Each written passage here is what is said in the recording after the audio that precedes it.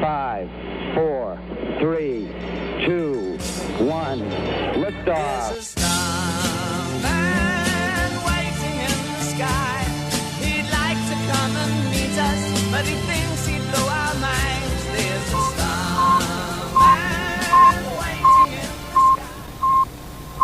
Depuis le début des années 1950, l'humanité a imaginé la conquête spatiale sous toutes ses formes.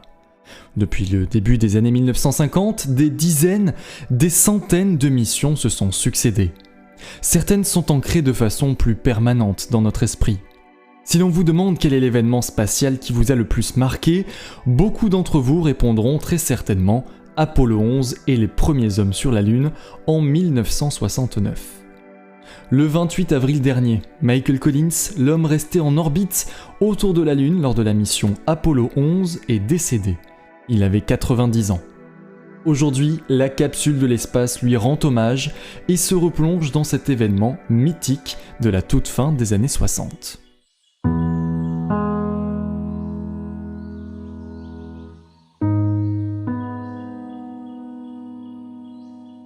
Nous sommes encore en pleine guerre froide entre les États-Unis et l'Union soviétique.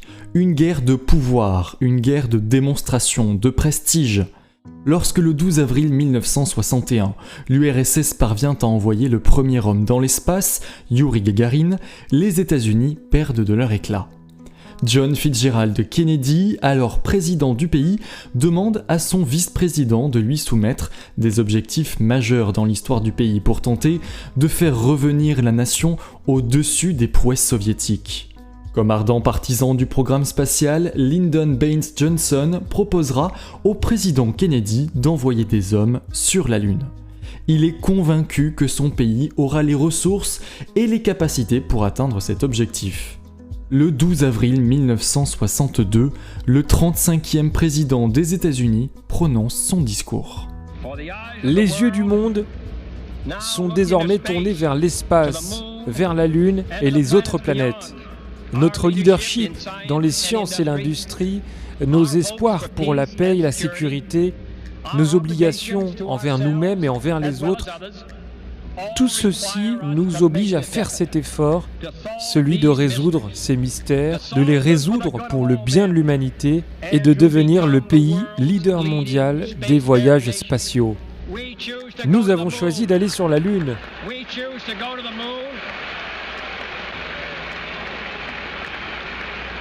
Nous avons choisi d'aller sur la Lune dans cette décennie et d'accomplir d'autres choses, non pas parce qu'elles sont faciles, mais parce qu'elles sont difficiles.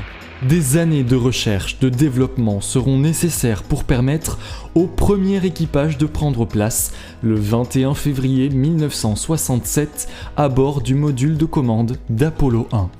Le 27 janvier de cette même année, soit moins d'un mois avant le lancement de la toute première mission habitée du programme lunaire, Virgil Grissom, Edward White et Roger Chaffee prennent place au sommet du lanceur Saturn 1B pour réaliser un simple test de fonctionnement autonome du vaisseau.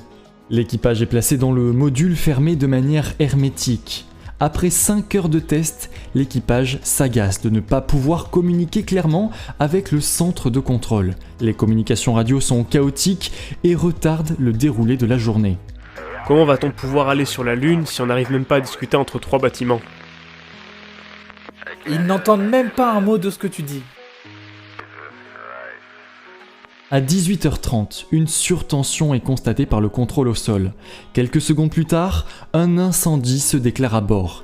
Le module rempli d'oxygène permettra au feu de se répandre en seulement quelques secondes, alors que l'équipage n'a aucun moyen d'ouvrir la trappe, leur permettant de sortir. La coque pressurisée cède sous la pression et les communications sont interrompues. Les 3 astronautes sont décédés avant même le lancement de leur mission. Ce tragique accident porte un coup de frein sévère au programme Apollo. Durant près de 2 ans, des modifications majeures seront apportées aux lanceurs, aux modules de commande et aux combinaisons des astronautes. Entre novembre 1967 et avril 1968, 3 missions inhabitées seront lancées pour tester et examiner le lancement et la mise en orbite des différents éléments censés assurer le voyage en toute sécurité d'astronautes jusqu'à la Lune.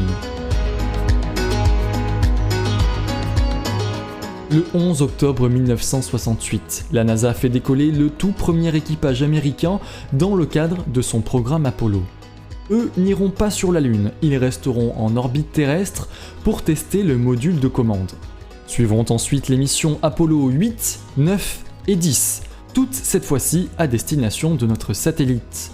La mission Apollo 11 se profile, mais il n'est pas encore certain que l'équipage composé de Neil Armstrong, Buzz Aldrin et Michael Collins se pose sur la Lune. Tout dépend concrètement de la réussite ou non des précédentes missions. Heureusement pour l'équipage, tout se déroulera à la perfection, et le lanceur Saturn V, au sommet duquel se trouve l'équipage d'Apollo 11, décollera le 16 juillet 1969 du Kennedy Space Center, renommé ainsi en hommage au président américain mort en 1963.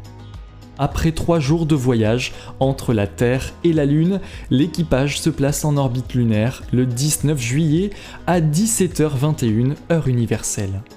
La prochaine étape de cette mission, c'est la division des différents modules. D'un côté, le module de commande, qui restera en orbite autour de la Lune avec à son bord Michael Collins. De l'autre, le LEM, le module de descente lunaire, à bord duquel se trouveront Neil Armstrong et Buzz Aldrin. Après la division de ces modules, le LEM procède à plusieurs phases de freinage pour rapprocher les deux hommes de la surface.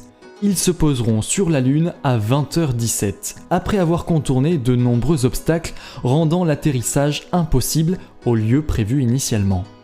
Les procédures de contrôle, de préparation en amont de la première sortie lunaire prendront du temps.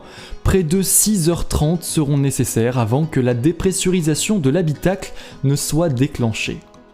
Une fois l'écoutille ouverte, Neil Armstrong est le premier à descendre. Le 21 juillet 1969, à 2h56, toujours heure universelle, l'astronaute américain foule pour la toute première fois le sol lunaire et prononce ces mots.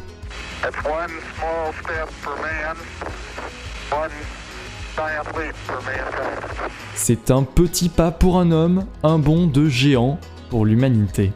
Après plus de 21 heures sur le sol lunaire, les deux hommes quittent notre satellite et rejoignent le module de commande Columbia, resté en orbite.